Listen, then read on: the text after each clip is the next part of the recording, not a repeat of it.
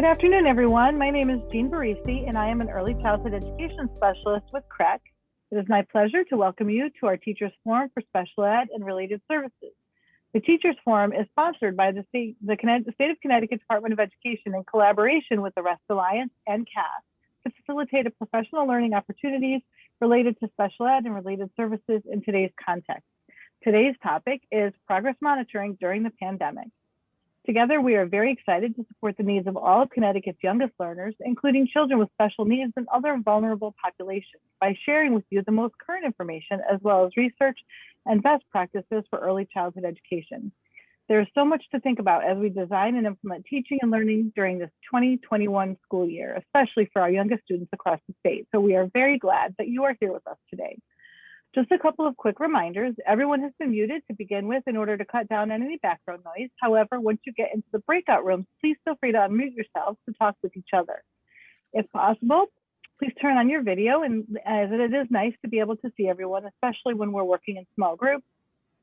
When we are working as a whole group, please use the chat feature to ask questions, share ideas, or let us know if you are experiencing any technical problems. If you prefer, you may also raise your hand using the reactions button at the bottom of your screen to be recognized. As a reminder, when you are in the breakout rooms, the chat feature is only seen by the people in your breakout room. If you have questions or you need help while you're in the breakout room, please use the Ask for Help button at the bottom of your Zoom window and one of the hosts will respond. This webinar is being recorded, but only during the whole group activities. We are unable to record the small conversations during the breakout room portion of today. However, the rest of the webinar is recorded and will be available for future viewing on the CAS, OEC, Connecticut State Department of Ed, and RESC website. So please be sure to share the link to this webinar with your colleagues once it's posted. Again, I would like to welcome and thank all of you for joining us today. It is now my pleasure to introduce our presenters for today's webinar: Julie Giaconi, the Early Childhood Education Coordinator at CREC, Judy Corto, an Early Childhood Consultant at Ed Advance, and Anne-Marie Davidson, an Early Childhood Specialist at EastCon. Welcome, ladies, and Julie, I think you are up first. I am, thank you very much. I'm gonna take care of a technical issue real quick. Jean or Anne-Marie, can someone send a link to Andrea? Yep, I will. Thank you. I will do it right now. Fantastic. Okay, welcome everybody. Progress monitoring during the pandemic. What exciting title. Okay.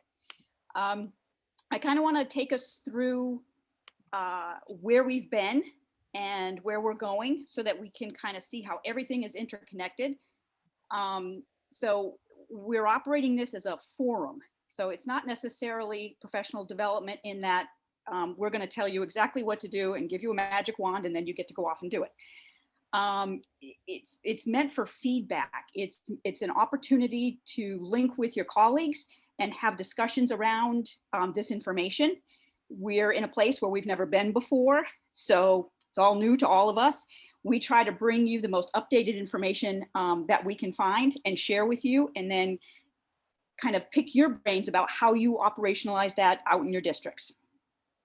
So back in June, we had the reopening where we had the panel so that districts could ask individuals who had operated community-based programs through the spring, as well as school districts who had operated face-to-face special ed pre-K services during the summer. We then went right into, in October, what is specially designed instruction? What does it look like? What is its purpose? And then what does it look like when it has to be embedded in a remote or a hybrid model? So then we talked about engaging families because we can't do this without engaging families. It's not possible to do what we're being asked to do right now. I think everyone is realizing and recognizing the significance, the critical importance of the families as part of the teaching and learning team. December, we went into coaching. So a lot of families have not been given instruction with regard to what this looks like. So that coaching piece is what our role is in sharing information with families, to guide them and community-based programs with regard to delivering specially designed instruction, helping us to implement. January, we took a break, kind of took self-care, took a step back to kind of examine and take a deep breath as far as taking care of ourselves so that we can continue to help our colleagues and our families and children that we work with. So now all of these pieces are interrelated, and we are now at that stage of the game for progress monitoring. So I just want to take a second or two here. I'm not going to read the slide to you verbatim, but I did want to let you know that IDEA has not changed. They're still under the same requirements. So the roles and responsibilities with regard to screening, evaluation, progress monitoring, that has not changed. It's changed what it looks like, but the requirements are still there. We've also added in here what the definition for recommended practices from Division of Early Childhood from CEC with regard to progress monitoring and assessment, and the DAP position statement that was recently published in April from CIAC. So we have our marching orders with regard to progress monitoring. And I'm going to let Anne-Marie go over this. Hey everybody, how are you? So just a little reminder, this is nothing new as we're starting to engage in our discussions when you go into your small groups about progress monitoring, but just some things to think about, again, as you're having that discussion about what your current or previous progress monitoring system included. Because when we think about progress monitoring, we definitely don't want to lose sight of the fact that it is part of a system. It is linked to IEP goals and objectives and to a decision-making process that gets implemented across many parts of what we do. And so these are just some characteristics that we want to keep in mind or think about when we are reflecting on what we've done in the past for progress monitoring, but also because, as Julie said, our responsibility to continue to progress monitor children's goals and objectives on their IEP has not gone anywhere. And so we want to think about how can we still utilize these components of effective progress monitoring in the decisions that we're making about adjusting progress monitoring now, considering the context that children are in. One of the hallmarks is that we have to make sure that our progress monitoring tools and our strategies allow for thinking about children's performance over time. So what that means is that we have to be using an equivalent measure every time. It means that the behavioral expectation that we're measuring has to be really clearly articulated. And then we have to make sure that we can collect data often enough to have enough data to make decisions from.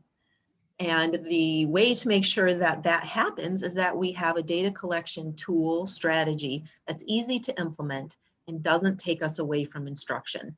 And I remember collecting progress monitoring data, and I remember those days thinking, I didn't teach today. All I did was collect data. And I know I've continued to hear that from teachers over the years as I have worked with them and close to them.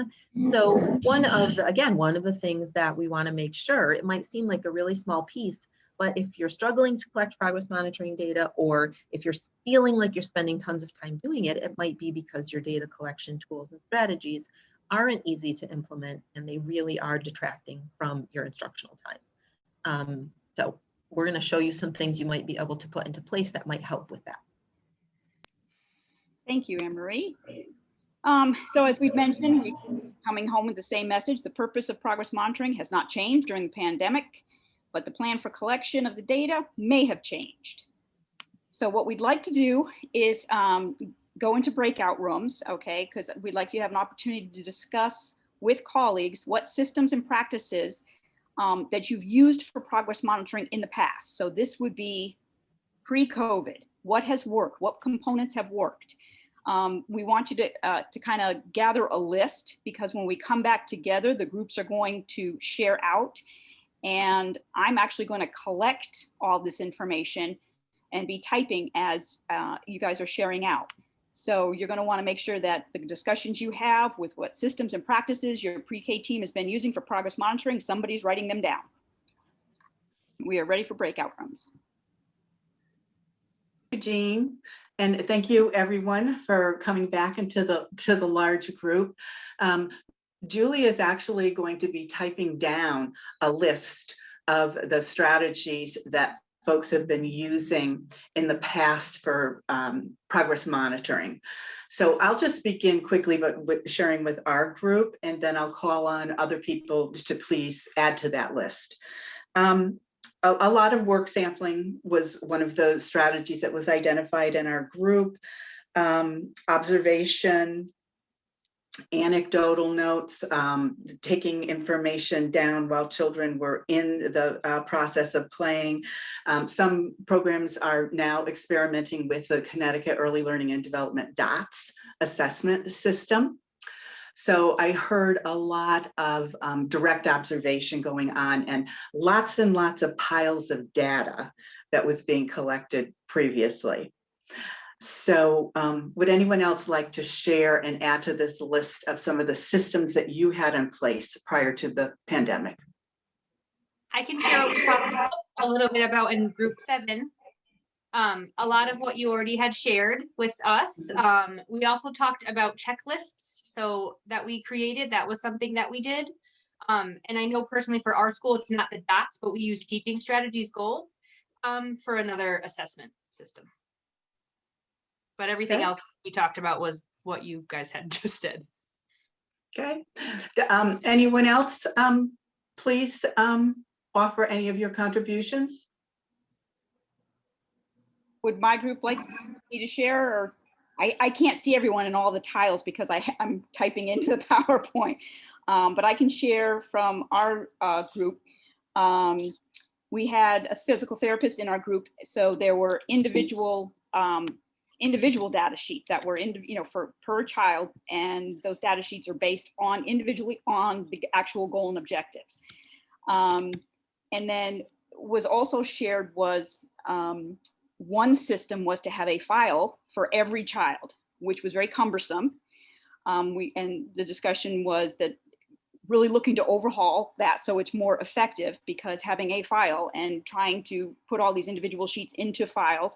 And I know as an SLP, having 38 children with 38 files or 50 children with 50 files, that's rough. We talked about using a lot of anecdotals.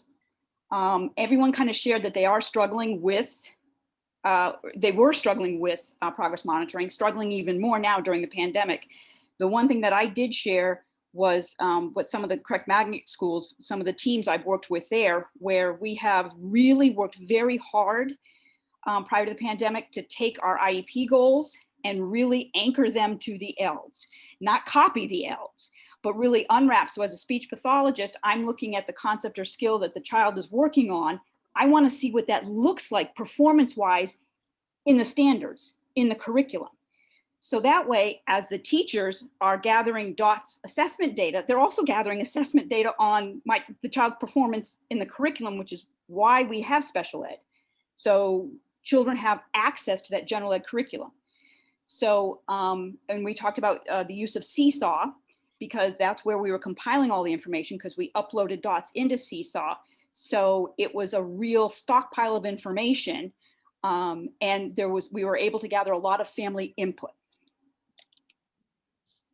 Did anyone in their breakout rooms talk about a teaming process that you used in order to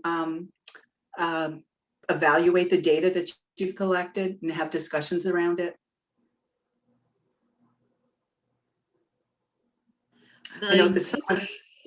Go ahead. In our group, and my group members pipe in if I'm missing it. In our group, we did talk about teams collecting data, having responsibility for collecting data, and yeah, reviewing data. We didn't get into the nitty gritty of, do you meet twice a week? Do you meet every month? But there definitely was a reference to teams. Mm-hmm. Okay, if anyone else has any suggestions to add to this list, you can put them in the chat and we'll look at that later.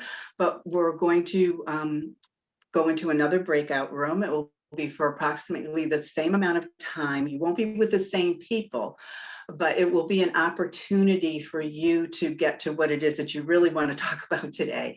And that is, how are you doing progress monitoring during the pandemic? What are the challenges that you have faced, and what are the strategies that you're using in order to overcome those? So again, we're going to break into our small groups and have a discussion and then a share out. Okay, so interesting. So there were a lot of conversations, I'm sure, in your groups as there were in mine. And Julie is now going to start typing a list of the strategies that individuals have been utilizing since the pandemic. So a quick summary of the group that I was in, it was very diverse. One program has been in person since the beginning of school, so that system really has not changed much. Another program has experienced numerous changes between in-person, hybrid, remote, and so feeling as though they're overwhelmed with what kind of system is going to be in place, as well as the technology in which to reach the children. And then the third person who was in our group, very important role of working with medically fragile children and students, and none of these children were receiving in-person, in-classroom services. And unfortunately, she's only been put into this position within the last few weeks. So she is really struggling with how to connect with these children and to collect data. So not a lot of solutions in our group, but some advice about taking it slowly. And my other advice is to really trust yourself, because you come with loads of information on child development and understanding what's going on with children with special needs. And so trusting your instincts and the observations that you are making. And most importantly is connecting to families and caregivers. Wherever that child is, that person really holds a lot of information, a lot of power in which to direct the child's learning and to be able to help you with assessing how that child is doing in that environment. So again, I'm going to turn it over to anyone from the other groups if you'd like to share some of your strategies during the pandemic. And maybe folks are here today to find strategies because you're in a situation where you're just really surviving in your day-to-day activities and experiences in the technology.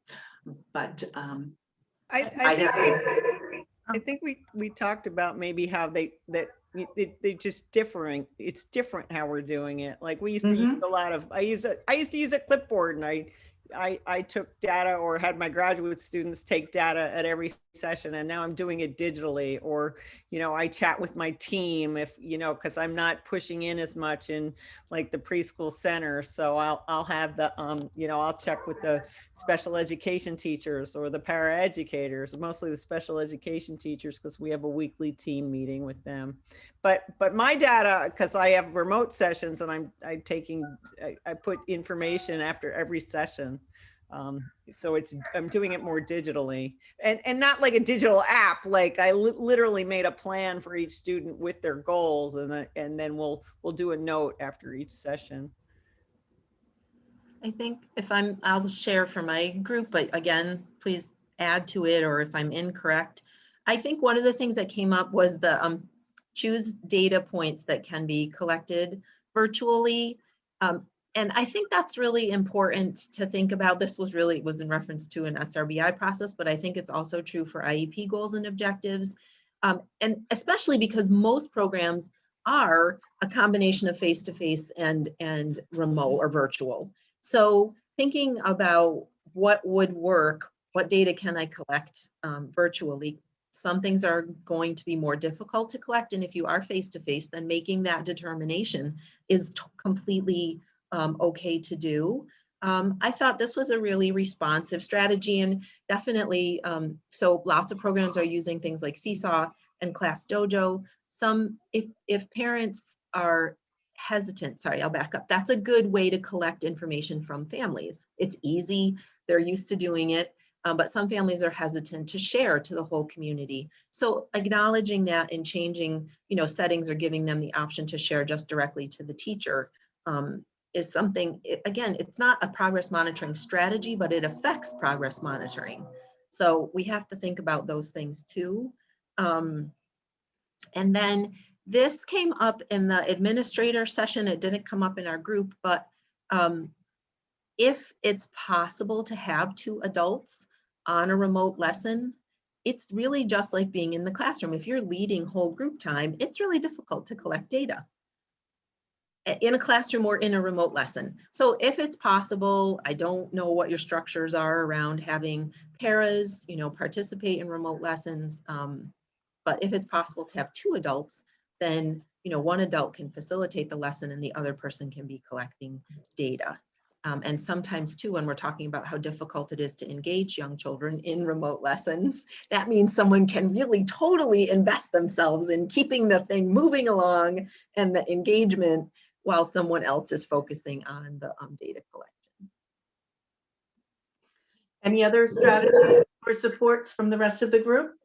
I'll add for our group, we had a conversation, progress monitoring is based off of a goal. And something we talked about is how we have to have our goals written with consideration of our progress monitoring in the pandemic. So what is our ability to accurately assess a goal if the goal is written for the classroom context versus written for the classroom or virtual classroom context?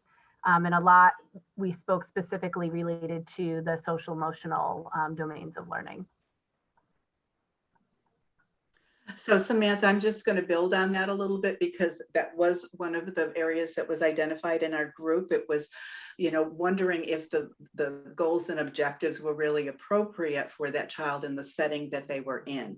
So 2 things. One is being really conscious of how you are writing your goals to ensure that those goals are able to be generalized to multiple settings, because that's where children are, even when we have regular school in session.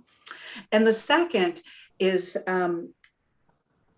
really stretching your thinking about some of the goals that are written on the IEP that may seem as though they can't be done at home, but perhaps having a conversation with the parent about that, and an easier way for the parent to collect the information on whether that child is doing that or not. So, getting creative and thinking outside of the box and having those conversations with families. Yes, that goes into us, the end of our conversation, also related to your mindset. So that creative thinking and the shift in thinking and how we have to kind of change our mindset about how we think about things and the things that we do so that we can, release and let parents, support us in collecting data and how we can frame that data collection so that it's accessible for them and that it supports the goal. So yeah, a lot of shifting with the way we think about things. I think too, I would just add, I'll draw this, we didn't have this slide in here. I think we've shared it in other places and I'm sure you guys know, right? That IDEA defines preschool curriculum as the typical routines and activities that, young children participate in. And so that includes, if a child's home, that includes their home routines, right? And their home activities. So I think that's part of children's learning experiences. So we can feel confident that because embedded in those experiences are growth promoting opportunities, language, fine motor, gross motor, cognition, right? So we can feel comfortable that if we do shift our thinking, that we're not leaving or not meeting our responsibilities. So I just wanted to add to one thing that Anne Marie said, because I love how you said like to have 2 people on your session, which I have had graduate students, so I've been lucky to do that. Yep. But the other thing I do, and again, I'm a speech pathologist, so it would be different for whatever your, you know, your area, your special area is. But we actually have a digital speech notebook in our plan. So we actually add, if we're working like on targets and, you know, the student can do certain words and can't do certain words, we actually type in like targets, and we invite the parents to actually leave us notes in that digital notebook as well. So it's all in one place. Yeah, that's great. So and sometimes if you don't have 2 people, if you can still jot notes while you're the one person in the session, and you can go in and put those notes in afterwards. So you just embed it the same way. Right. Well, and that kind of goes back to the like make it easy and efficient piece of progress monitoring, regardless of where we are. The person that shared that strategy in the last session said that someone had actually created an Excel spreadsheet. And so that's what the person who was collecting the data collected the data right into the Excel spreadsheet as they were watching. I just wanted to piggyback on that. I'm a special education teacher, and often the speech and language pathologist and I do joint sessions because it's easier for families. They don't have to sign in as many times. Yep. So if she's kind of taking the lead for a few minutes, I can take the data, and then vice versa. And we plan together because so much of early childhood is so intermixed. So we work on our cognitive objectives as well as our speech and language objectives at the same time. You know, we wish we could see them more because sometimes once a week, 30 minutes, we're like, but families can't do more. So it's hard. So we have to pick and choose. And that's where we were saying, you know, pick the most effective things you can get out of a 30-minute session. But we found it super effective to do it together. Yeah, I love that. And again, responding to the context that you're in means you know, shift some of your strategies. So, and children learn in an integrated way. So we don't want to separate it all out anyway. And I'd like to give some kudos to the group that I was in discussing how much time and effort they put into teaching families and the gains that they got back. And feel free to jump in, my group, but just having some really significant needs and families that don't know how to turn on a voice output device. You know, families that don't know how to operate those things, or visual schedule, because the child is on the spectrum and really anchors to visual schedules, but really going back to just the basics as far as how do I sit long enough with someone sitting next to me, but taking the time to really roll it back and teach families all about that has been very rewarding. They were discussing how they just recently had a snow day and the session went beautifully, and the families were applauding because they couldn't believe how well the children did during this virtual snow day. But it's the investment in the families, investment in teaching those families. Thank you, Julie. And I'm just going to go back as Julie, in the beginning of our session today, reviewed all of the opportunities for discussion that we have provided this year. Coaching was one of those topics. And you can go back if you weren't able to be a part of that conversation. Those were recorded and you can listen to the recordings of them. But there were a lot of strategies included in that really focused on the huge benefits of when you are being able to support that adult who is in that setting where that child is. And as I've said before, you're not only enhancing the opportunity for the child to practice skills, you're teaching that adult skills. And if there are other children in that setting, they're learning it as well. So you have lots of opportunities to make huge impacts in programs when you connect with the staff or the parent who is with that child. And that's difficult for us because we're releasing that responsibility to someone else, but we're doing it in a very planful way that we are supporting that adult in the process. So Julie, any other ahas as you compare both of these lists? I'm glad to see that there are so many more strategies on the pandemic side than the other side. I think we had some folks thinking outside the box. Yes, yeah. Okay, and again, if there's anything that you want to add to the discussion, please put them in the chat box and we'll continue to add that. Okay, so here's some guidance. So, and this was brought up in some of the conversations as well. You want to make sure that your IEP goals are specific and measurable, that you are looking to collect the data that is really going to substantiate the goal, and making sure that it's organized. There isn't anything worse than having a lot of data out there and just not knowing where to get a hold of it. And in bold letters, Julie just wrote in there that it's generalizable, the word I had difficulty with, which is the most important word. This can be utilized, as Anne Marie said, in those settings where other typically developing children are receiving services as well. It's meant to be in an early childhood accessed curriculum. So 2 things to do, and we talked about that. And then most importantly, is really partnering with families and collecting input from families, and just thinking about how to word your measurement in a way that makes sense for the parent. We say, you know, in 3 or 5 opportunities. Well, what does that mean to the parent? Maybe being more specific about that, you know, asking the parent, well, how many times did you have to help him to pull his pants down?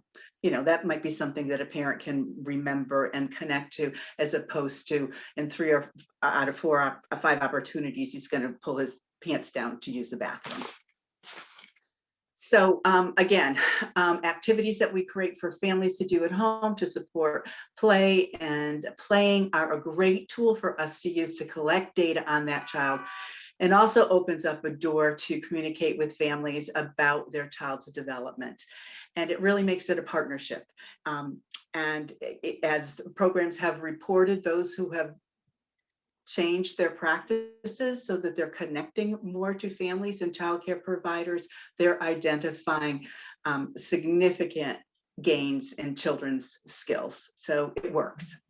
And in addition to that, I want to share with you at the very bottom here, there is a link. And this link is to the Erickson Institute remote learning modules that are currently free. So you can get right in there, and they've got some great ideas, kind of, again, thinking outside the box. There's a heavy emphasis on family involvement, but it's all about remote learning. The videos are there, the PowerPoints are there, as well as the workbooks. I highly encourage you to access those if you haven't already seen them. They are available through the end of February. We've asked Michelle Levy to see if we could ask Erickson to please extend that, so people have a little bit longer to be able to interact with those materials, because lots of folks have PD days in March. And so we can get back to you, but at least this is the link and you can access it now.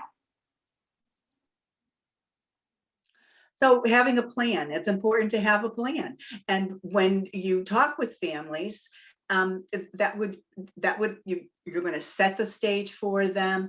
You're going to talk about the tools that you're going to use in order to inform parents and get information from families. And remember, this is that opportunity for that 2-way communication. You are giving to families and families are giving to you. These were some of the tech tools that were identified as well: email, Seesaw, Schoolology, Google Classroom, and Facebook. And the important thing is to have a plan to do that. So we talked a little bit about the dots earlier, and people are using the dots. I think what's really critical is that depending on how your IEP goals are written and your objectives are written, you may not be able to use the dots, but I want to reiterate that special ed, that's the vehicle so children have access to the general ed curriculum.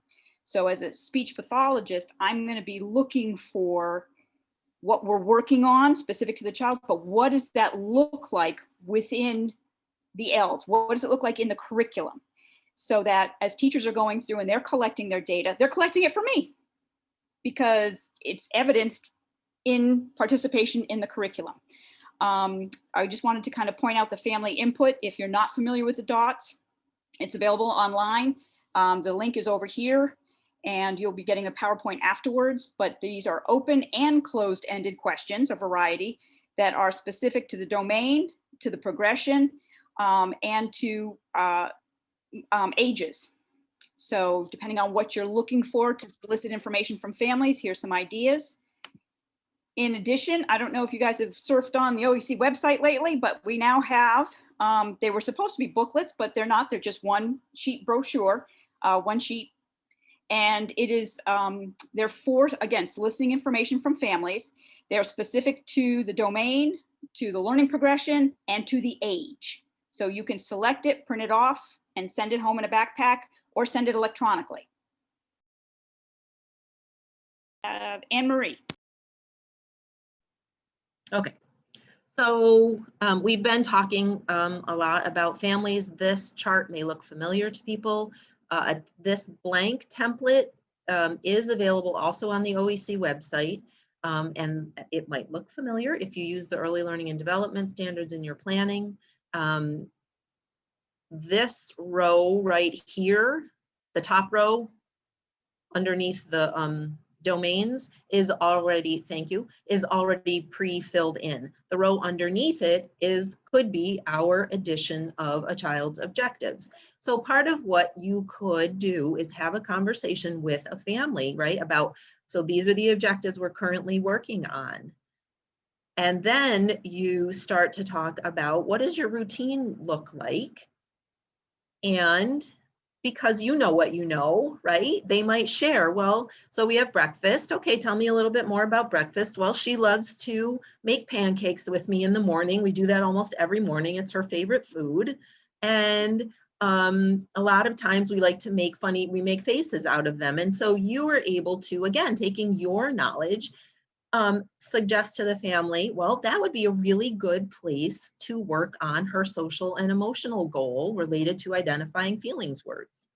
So do you think that you could add a conversation about, you know, feelings words, right? And so then you, again, as Judy said, back and forth, because it has to be something that families feel like they can do. And so then that row now becomes an addition of some prompting that you might want to support the family to understand how to do. And then the data collection pieces, let me know how many words she uses. And they can decide for themselves how they mick collect that information, right? They might have a sticky note on the counter right next to them and just make a tick mark every time she uses a feelings word. On the other hand, if this family has 6 children, then making pancakes and collecting data, just like transitions, are not the greatest time to collect data when we're in our classrooms, because there's a lot going on. This may not be an option for them, right? But it's that conversation about, here's what we're working on. What does your day look like? And you taking your knowledge of child development, of access to routines, and helping to support the family to understand. And then you can create this for them and send it home so that they have that information. Then part of what happens is you start this cycle, right? This is a research-based coaching cycle. And you start this cycle of going back to those interactions that families are having with their children. You also could observe, so you could actually plan to be there, maybe not at breakfast time, but maybe at lunchtime. And you would actually observe the child doing these things with their child, and then be able to give them some reflection and problem solving during that discussion. This is an example of a planning matrix that also includes your documentation for a remote lesson. This is a teacher-led remote lesson, right? But so you're going to have morning meeting or whole group meetings with your kiddos. Again, one of your children is working on using language for social interaction, right?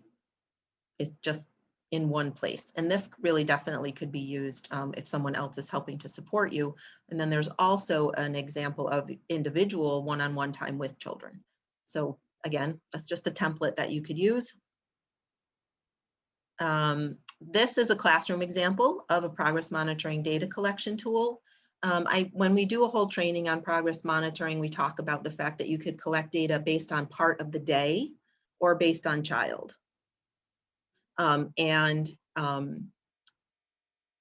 So this is an example of part of the, this is an example of by child, but if you had multiple children working on objectives during arrival, you could have one data collection form that has all of those children's objectives, and someone is responsible for collecting data at arrival. And then last, so something else, because that sort of started to come up, because many people have reflected, right? We're in the classroom, we're not in the classroom. We're face-to-face, we're not. So really thinking about when you sit down to plan, planning across all of those options. So, right, you start out with your curricular objective, and if you're in person, this is what we're gonna do, and this is how we're gonna collect data. If we have to move to remote, or for those children who are remote, those 1 or 2 children in your class that are remote, this is what we're going to do. And then don't forget to think about family routines-based learning experiences and planning the whole thing at once. And then again, sharing with families, right? So when you have your learning experience that you're doing yourself, you could also be simultaneously saying, these are the 3 things that you could do during your routines to support the same outcome. Judy put a good question for supporting that conversation in the chat box. I want to make sure that you take a look at it before we leave, because it is 4:30 and we're almost done. And yes, somebody asked about sharing the PowerPoint, and yes, it will be shared after this. Questions, comments, or thoughts? It is 4:30, so I understand we're at the end of our time. But questions, comments, and thoughts about those example planning and data collection tools? I can't see the chat, so whoever else is monitoring the chat, let me know. Nobody's. Okay. Nothing so far. So go ahead, Julie. So the last couple slides are just additional resources with the links. Again, you will be getting the PowerPoints, okay? And then the contact folks, if you need to, if you would like to drill down on this further, if you'd like to further the conversation through a PLC or whatever, here's your contacts for each one of the RESCs. That's in the last slide in the PowerPoint. And we really want to thank you for your time today and for everything you guys are doing, how hard you are working to try to meet the needs of children and families in these unprecedented times. We commend you. Thank you very, very much. Julie, there's a question in the chat about the trainings for the DOTS. Do you want to address those coming up? Oh, sure. So yes, there's training for the DOTS and virtually. And that will be advertised very soon. There's going to be intro DOTS, intermediate DOTS, intro ELDS, intermediate ELDS. There will be, each one of these is 2 sessions, 90 minutes a session. They are remote, they will be free. There's also a session on building meaningful curriculum, diverse learners, how to use data to inform your instruction, and I think there's one on remote learning. And feel free, anyone who's on that team, to chime in with any additional trainings I might be forgetting, but they will be offered from February through May or June. So you want to be on the lookout for that. They'll be advertised, and I know that each one of the RESCs will be sending out the advertisement to their email list. Any other questions? No, I think Carol gave it to us. Okay, anything else for the good of the order? Well, okay, well, thank you everyone very much. Thank you for participating. And next, I don't know if you saw at the beginning, but we're going to be tackling a very interesting off the record. It will not be recorded, but a conversation around grade to grade transition and the issue of retention. So that will be that'll be a very interesting conversation. We're going to have it with the administrators as well as with the teachers. But again, it will not be recorded. And I think there's going to be an awful lot of information to share. Thanks, everybody.